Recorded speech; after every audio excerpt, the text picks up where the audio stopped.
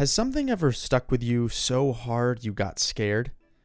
Maybe a story, a video, a joke, an image? Did it rattle around your brain for years and years, influencing your life in insidious ways you may never be able to identify?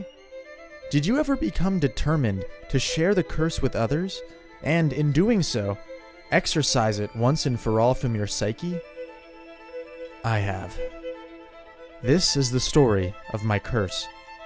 This is the story of the most insane piece of writing I've ever read in my life. This is the story of Encyclopedia Brown and the case of the frightened witness.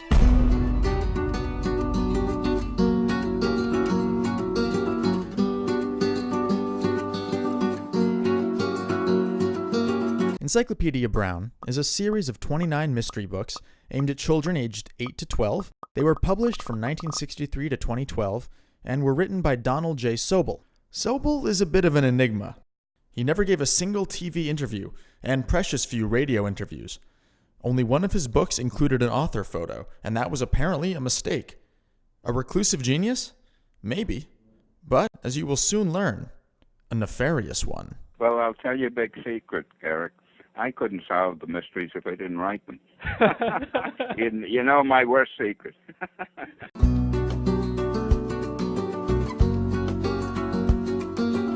May I introduce, at almost 5'2", wearing excellent-looking faded jeans, a kid who not only has his own detective agency, but he's so brainy that everyone calls him Encyclopedia, the brilliant Leroy Encyclopedia Brown! Thank you, Peter.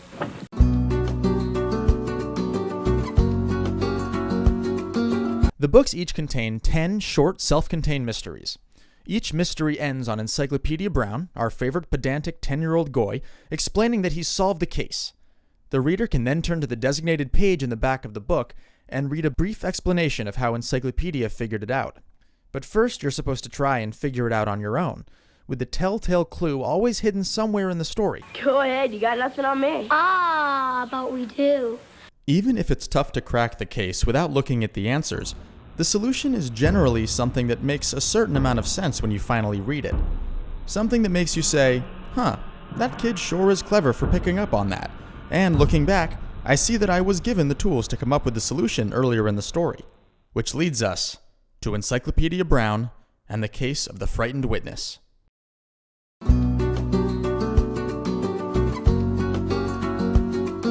The eighth story in 1974's Encyclopedia Brown lends a hand. The frightened witness begins innocently enough, much in the way the first lines in Chuck Palahniuk's Guts simply direct the reader to take a deep breath.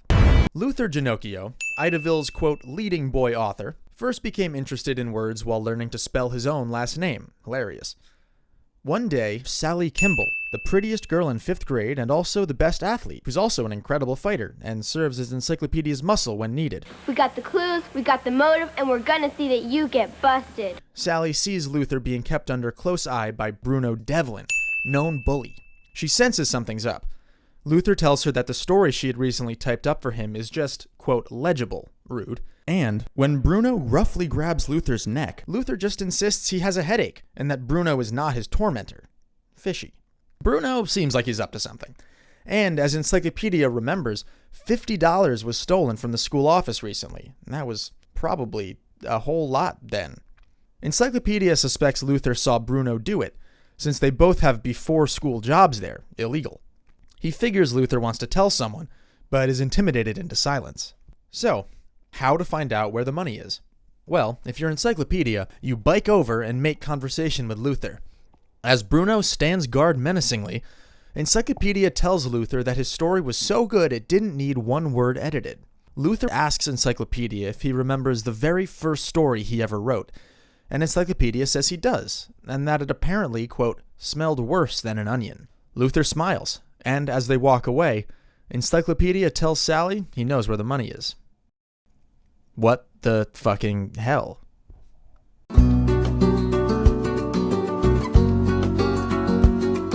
Maybe you're thinking I'm not giving you all the clues. So I'm going to give you all the additional information that the answer on page 94 cites as clues that keyed Encyclopedia into what Luther was trying to convey. Though, as you will see later, calling them clues is absolutely unhinged. Number 1. In the first section, Sally asks what the word legible means. Later, she asks what tormentor means. Number 2. During Encyclopedia's interaction with Luther, Sobel writes that Luther's eyes light up when Encyclopedia says the word edited. There. Between chapters 4 and 5, you have been given literally all the pertinent information. Where's the money hidden, and how does Encyclopedia know? But we do. I'll tell you. It's at the school. At a blackboard. Under an eraser. Please don't spend more than 10 seconds thinking about how our favorite boy detective figured this one out, because trust me, you will not even come close. Here's what the answer says on page 94.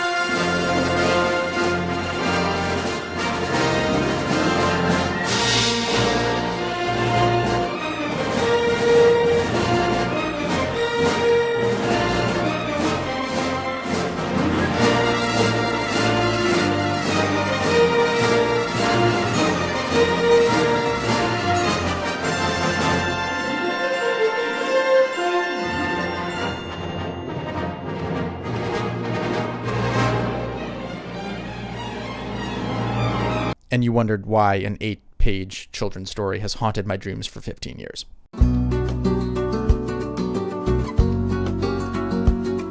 Let's break this answer down line by line. When Sally dropped off the typewriter story, Luther gave her 3 clues: the words legible, tormentor, and headache. Luther did not give anyone clues. Luther simply used his normal, flowery language when speaking to Sally. In fairness, they were the longest words he said, by letter count, but calling them clues is generous. Sobel is assuming that Sally asking the definitions of the word legible and tormentor are enough to clue the readers in to pay extra attention to those specific words, which is also generous. Maybe Sally asking about the words is just a 10-year-old wondering about big words. Maybe it's just character specificity. Plus, there is no extra emphasis on the word headache in the story. None! It's not a clue! Just a normal word describing what happens when you think about the story for too long. Sally repeated to Encyclopedia what Luther had said, as Luther hoped she would. Encyclopedia caught the clues, but went to see Luther in order to be sure. This little shit is assuming that Sally would find the interaction so noteworthy that she would remember exactly what Luther said and repeat it verbatim to Encyclopedia. He's also assuming that Encyclopedia would pick up on the fact that a secret message was trying to be conveyed, and then isolate the 3 words that make up the message, and then find a connection between them. Which Encyclopedia, a literal 5th grader, of course does. He was sure when Luther's face lit up at the word edited, and when Luther smiled at the word onion.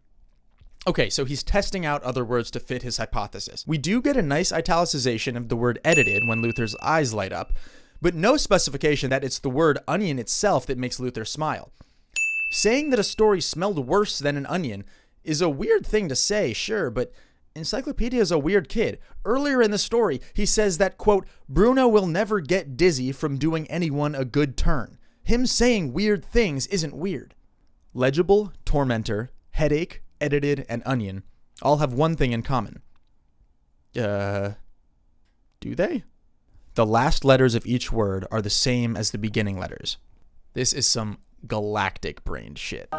Even if we knew that A, there were clues in some of the words Luther said, and B, which words contained clues, why would we be looking to the spelling of the words for a pattern that doesn't have to do with definition, etymology, phonetics, etc., but simply that the category is words that begin and end with the same letters? 4 of the words have the same 2 letters at the beginning and end. tormentor has the same 3 letters. The pattern doesn't even hold true for all of them. So Encyclopedia went back to the school. He found the money hidden on a blackboard shelf under an eraser. Eraser. Because it begins and ends with ER. Not any other word that begins and ends with the same 2 or 3 letters. Eraser. At the school, on a blackboard. The money is under it. Eraser. Because of the letters. Eraser. Eraser. Eraser. Eraser.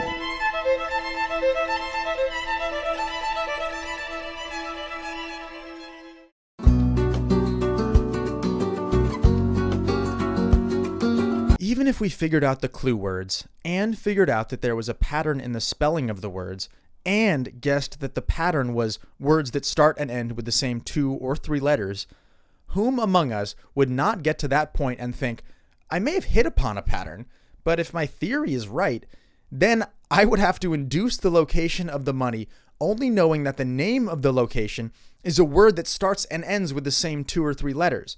And no children's book author is that insidious. I couldn't solve the mysteries if I didn't write them. And immediately we would go back to square one. And even if we knew that the location of the money started and ended with the same 2 or 3 letters, please, for the love of God, how would we hit upon eraser as the right answer? A quick Google search led me to the following words that follow the pattern. A good number of them make at least as much sense as eraser for the solution of this mystery. Why couldn't the money be hidden in the town church? Or in the school cafeteria in a pile of tomatoes? Or in the 13th classroom on the floor? Or the 30th? Or hidden somewhere underground? And even if we hit upon eraser as the right answer, which eraser? Which blackboard? Which classroom? I'm reminded of the famous sequence from Hergé's Tintin in Tibet, in which Tintin and his pals comb the Himalayas looking for an old friend whose plane crashed there weeks ago.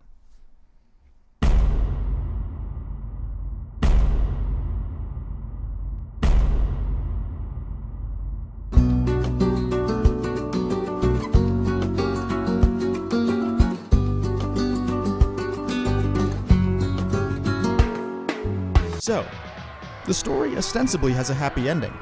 Encyclopedia finds the money. Luther successfully rats on a fellow worker. Sally and Bruno go make out under the bleachers, probably. But at what cost? What has the implausibility, the bad faith, the utter disdain for young readers on display here done for future Encyclopedia Brown adventures? Did this story single-handedly dispel with my childhood innocence?